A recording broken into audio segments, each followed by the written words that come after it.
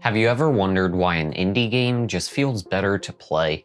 What about those bite-sized games make them stand out?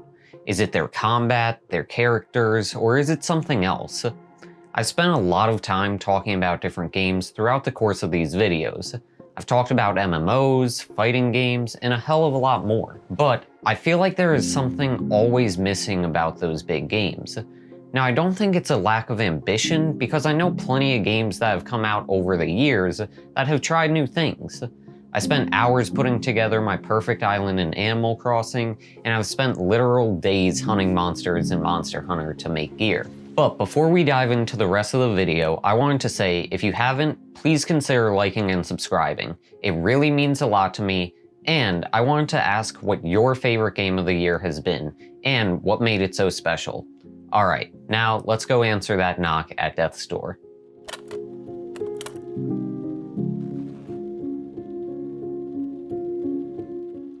Death's Door is an action RPG developed by Acid Nerve and published by Devolver Digital. You play as one of the crows working in the Reaper's office, collecting souls and sending off those who haven't passed on quite yet. The first thing I noticed about this game was the fact that it's an isometric RPG. You're fighting monsters just as often as you're solving puzzles throughout the world.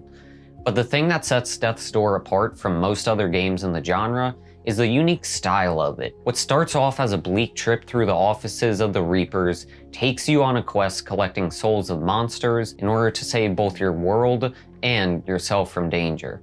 Now, I'm going to say something that might be surprising to some of you, but I've never finished a Zelda game before. And before you go into the comments and start saying how insane it is and how much I'm missing out because I haven't played Breath of the Wild, let me explain.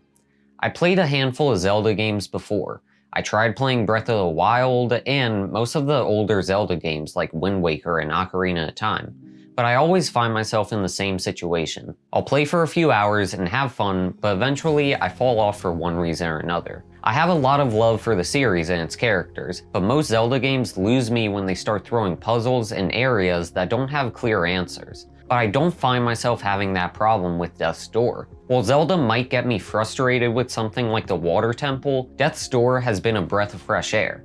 Anytime there is a new mechanic in the game, they slowly introduce you to it. Sometimes this is something like learning how an enemy works early on before fighting them in a bigger group, or it's showing you how puzzles will work in a manner. Death's Door respects the player to pick up on these mechanics by letting you learn them naturally. And while Death's Door has great gameplay, that isn't where the fun stops. I love a game that uses color to convey emotion, and Death's Door does that right from the title screen. You hop off the bus and are greeted with this bleak world devoid of color. You slowly explore the offices of the Reapers, seeing the abandoned desks with the remaining workers still there. See, Death's Door is just as much of an experience as it is an RPG. The game was made by two people from the UK.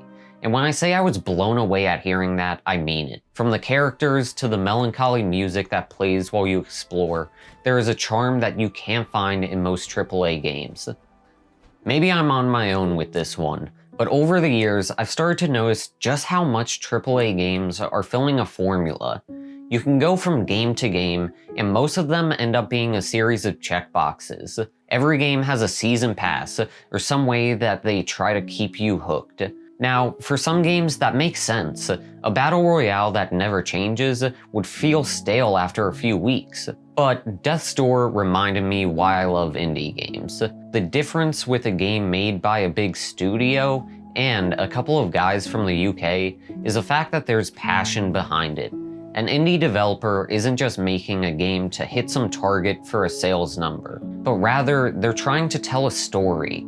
Indie games are made because the developers care about them. Death's Door pays homage to games like Zelda with its puzzles and combat, but it isn't trying to be a carbon copy. From the moment you start playing, you notice their attention to detail. When you die, you're not just loaded back at a checkpoint right away. Instead, you have this happen.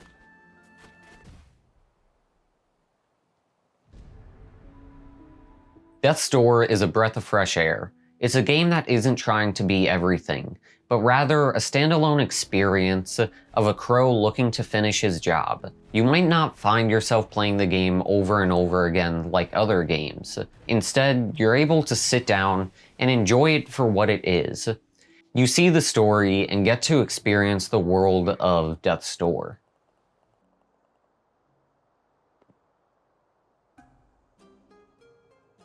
Indie games are so much fun to play because they're made by people who have that passion for games. They know who they're making them for, and the excitement of finding a new indie game is the same type of excitement you had when you first got into games. While most AAA games are doing whatever works by conventional standards, indie games try to set themselves apart. Those indie games used to be nothing but flash games and titles you would see on Xbox Live, but nowadays they're more than that. Indie games are one of the last reminders of what games can be when they're made by people who care about games. When I play one, I know I'm not getting whatever would hit sales numbers, but rather a game that was made to tell its story exactly how the artist wanted. And that's why I feel indie games are better nowadays. From the music to the characters of Death's Door, you can tell they made the game in their vision. I love indie games because they let the developers explore their own stories and try things that people haven't seen before. And Death's Door does just that.